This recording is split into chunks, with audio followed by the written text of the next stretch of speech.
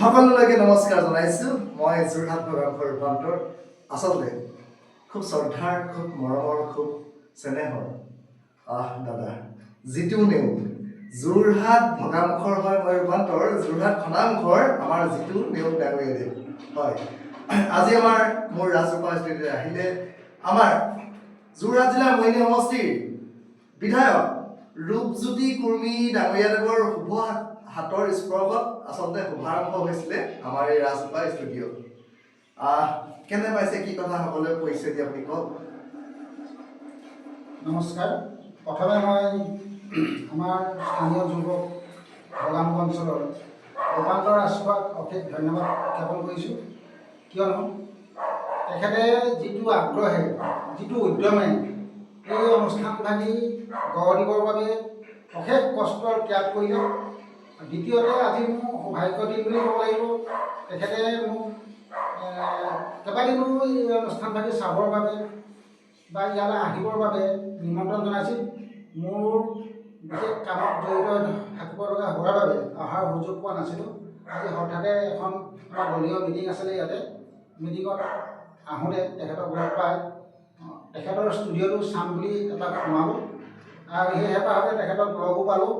লগ পাই বিৰাট আনন্দ লাগিছে। মই তেখেতক পুনৰ শ্ৰদ্ধা জনাইছোঁ আৰু তেখেতৰ আগ্ৰহ আৰু তেখেতৰ যিটো উদ্যম সেইটোক মই আদৰণি জনাইছোঁ। এইখিনিকে মই কৈছোঁ। হয়, আপোনাৰ লগত আচলতে কোন আহিছে? কলিয়ামণি মণ্ডলৰ কিষাণ মৰ্চাৰ সভাপতি গকুল বৰা ডাঙৰীয়া। হয়, গকুল বৰা ডাঙৰীয়াদেৱ, আপুনি কেনেকুৱা পাইছে আমাৰ ৰূপজ্যোতি কুৰ্মী ডাঙৰীয়াদেৱে যে আমাৰ এই ভাগ ষ্টুডিঅ' আৰম্ভ কৰিছিলে, কেনে পাইছে চাই কওক। ভাল লাগিলে। হঠাতে ৰূপান্তৰ ৰাজখোৱাদেৱক লগ পাই এখন দলীয় মিটিঙত আহোঁতে লগ পাই তেওঁৰ ষ্টুডিঅ'টো চাবলৈ আহিলোঁ।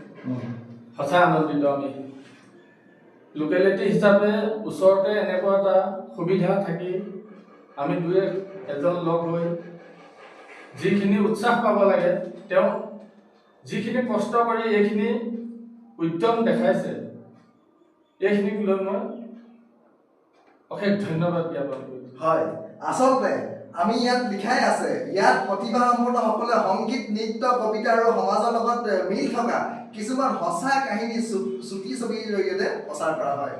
আচলতে বিয়াতে ভাল লাগিছে। আচলতে মোৰ দাদাকেইজন আহিলে, ককাইদেউকেইজন আহিলে, বিয়াতে আমি সুখী হৈছোঁ। শেষতনো কি ক'ম, আমি সকলোৱে আপোনালোকৰ মাজৰ পৰা, এই চমু ভিডিঅ' ভাগৰ মাজৰ পৰা ইমানটোৱে মই ৰূপান্তৰ ৰাজখোৱা আৰু জিতু দা নহয় জানো, হয় দাদাৰ নাম গকুল বৰা ডাঙৰীয়া, আমি সকলোকে ধন্যবাদ জনাইছোঁ।